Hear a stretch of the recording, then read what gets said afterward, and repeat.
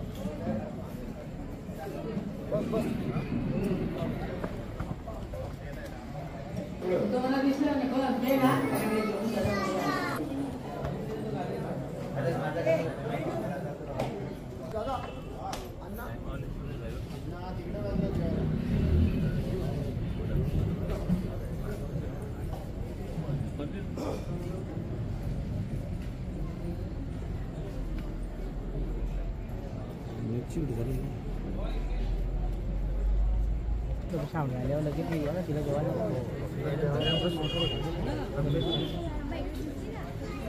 आता निघत किती